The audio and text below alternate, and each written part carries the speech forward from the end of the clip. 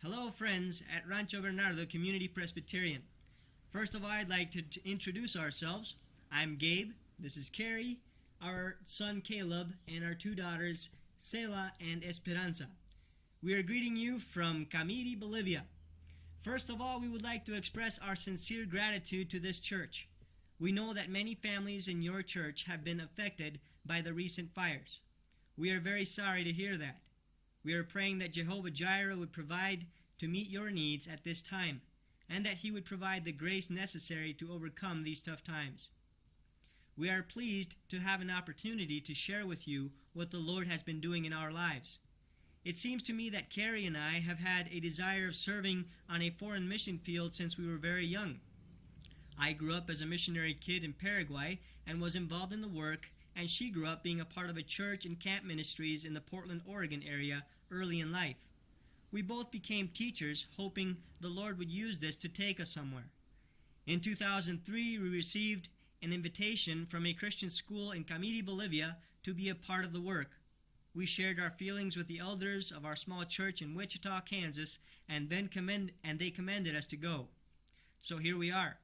It's been 3.5 years since we arrived, and the Lord has been good to us in using us specifically for this ministry, as well as in the ministry of our local fellowship.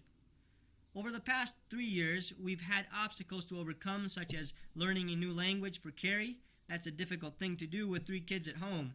Adjusting to new customs, changes in holidays, picketing and blockades, doing residency paperwork, sicknesses, and even an occasional chicken foot in the soup. But we have also had the privilege to see young and old come to the saving knowledge of Jesus Christ, and that makes it all worth it. Our main purpose for being here is the Escuela Cristiana Camireña. Since we arrived, the founder of the school has completely turned over the administration of the school into our hands. It is our strong desire to use this great opportunity, not only to provide a strong education, but to bring children, young people, and their families to Christ. When we arrived, we found many needs. Financially, though the Escuela Cristiana receives a monthly payment from most parents, the amount of income was not enough to pay the teachers' underpaid salaries.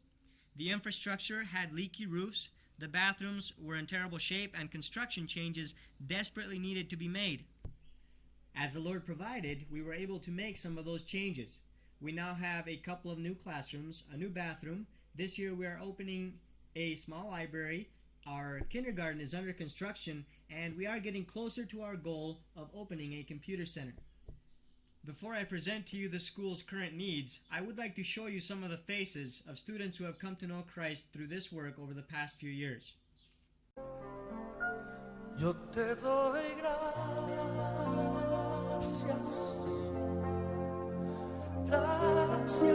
Señor, gracias mi Señor Jesús. Gracias, muchas gracias, Señor. Gracias, mi Señor Jesús. En la cruz diste tu vida, entregaste todo ahí.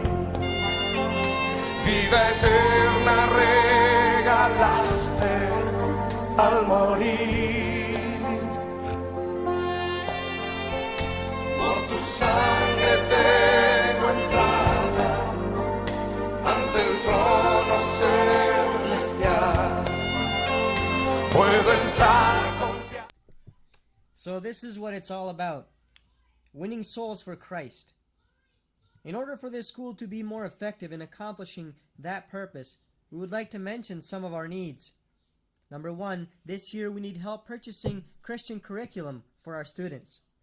Number 2, most of the school classrooms need major remodeling. Roofs, doors, and windows are in bad shape. Lighting and wiring need to be redone. As the Lord allows, we would like to rebuild the front section of our building, 3 classrooms in the front office area. Number 3, we feel it is important to fully prepare high school graduates for university studies. They should know at least the basics of how to run a computer. Last year, a brother and his wife donated 5 computers, which are set up in our small library. We are praying for 10 more so we can open a computer lab. Number 4, we need skilled volunteers to come down throughout the year and offer 1 to 2 week classes in computer programs, carpentry, electricity, music, sewing, painting, or other areas that could help these kids develop skills. We could use a Bible teaching team to come down and work with kids in our area. There are all kinds of off-road Bolivian villages that would be glad to welcome new faces and hear what the Bible has to say as well. Our second area of ministry here is the church. Carrie and I are very glad to be a part of a missions-minded fellowship here in Camiri. This church, which meets at the school, has reached out over the years to start various other churches within the reach of its traveling members. Every week, church members travel to surrounding villages to share the word and encourage churches to keep going. The church also supports 3 full-time workers in other areas, and last month they commended a 4th missionary to the Guarani-speaking people. Here are some of the needs of this local church. Number 1, we could use gospel tracts to be distributed in the communities. Number 2, we could use Sunday school material in Spanish from ages 2 through teenagers. Number 3, the church finished purchasing a lot next to the school last year, and they would like to build a church building to meet in. Number 4, the church could use decent sound equipment, specifically a soundboard. Dear praying friends, we know that your prayers on our behalf will move God's hand. Here are some specific ways that you can pray for us. Number 1, that the Lord would send students who need to hear the gospel to our door. Number 2, that students would soften their hearts as they listen to accept Christ into their lives. Number 3, for our teachers and administration to be bold and lead godly lives. Number 4, for the Meiers family to make family time a priority. Number 5, for the changes in government that threaten to take over or change the way all private schools teach in Bolivia. Number 6, for our church members to continue to be bold in reaching out. Number 7, for the youth in our church as they are faced with the challenge of coming from single or non-parent families to be able to break the sins of past generations in their own lives. Please feel free to write us if you have any questions, if you would like to know more. We would be glad to let you know what it's like here in Camiri, Bolivia. We look forward to keeping in contact with you, and we would be glad to have you visit us here in Camiri.